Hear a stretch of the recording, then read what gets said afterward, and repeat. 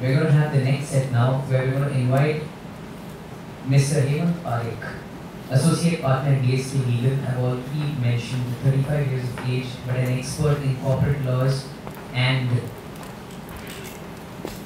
he is going to talk about the corporate laws involved in running a school. Can we please put our hands together for Hemang Parekh? Thank you. Good morning, teachers. Never been a good student, always scared of facing the teachers. Okay, so I think Mr. Parekh is with a very good and deep background of what the education-related laws are, and where are things that where do things stand when it comes to the PTA and the fee, etc. There are, however, certain practical aspects of running an organization, when it comes to dealing with students, dealing with parents. So just while the previous session was on, Mr. Parekh and I were just having a small chat. One of the questions asked previously was, if the fee is fixed between the association and the management, can it be challenged?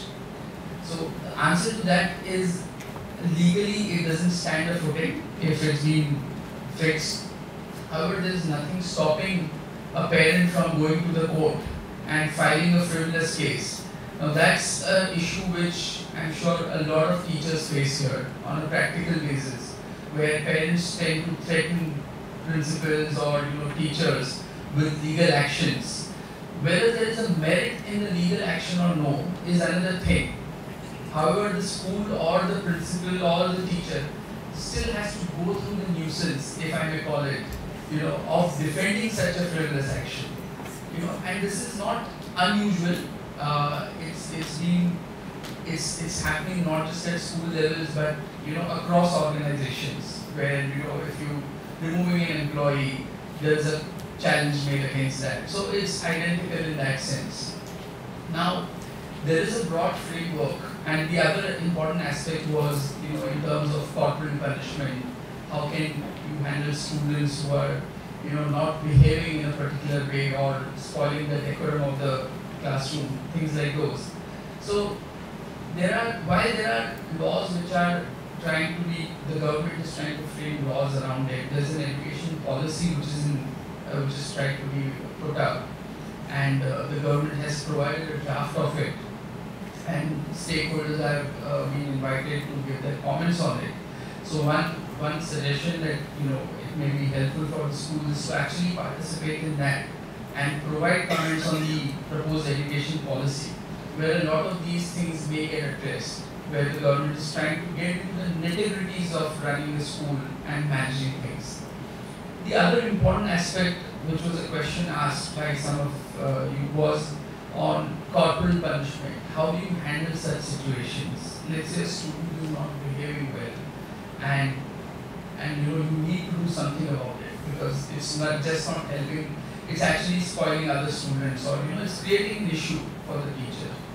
So one of the ways, we've seen some cases where the Right to Education Act actually prohibits the teachers from imposing any kind of punishment, which is physical or mental harassment.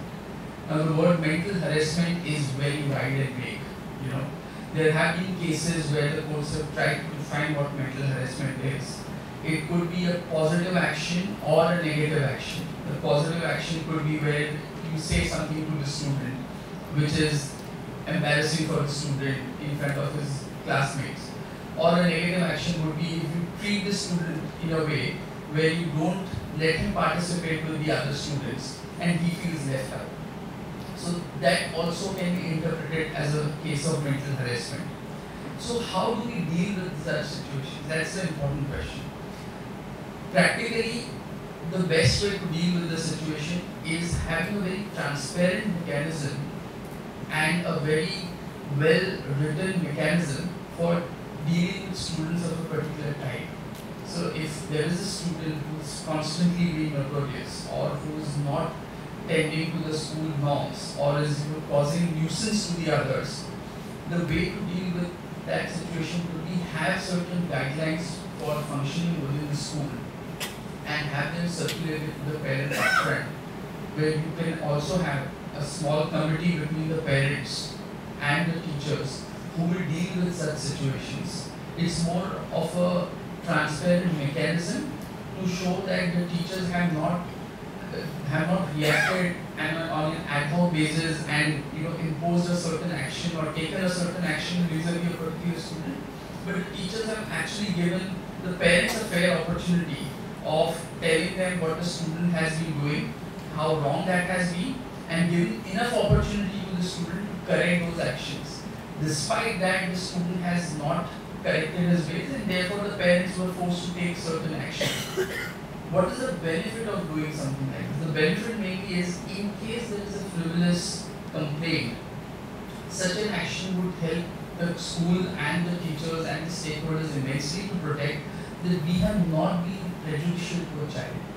We have not treated a child in an unfair way. We have been very fair, we have been very transparent in our dealings, and therefore the student there was no other way or no other option left for the school to do something like this. So one of the other aspects of having such a process is when you engage the parents in conversations. We've had situations in the past where parents initially they were a little reluctant to accept the fact that their child was creating nuisance for the others or was not behaving in the right way. Subsequently,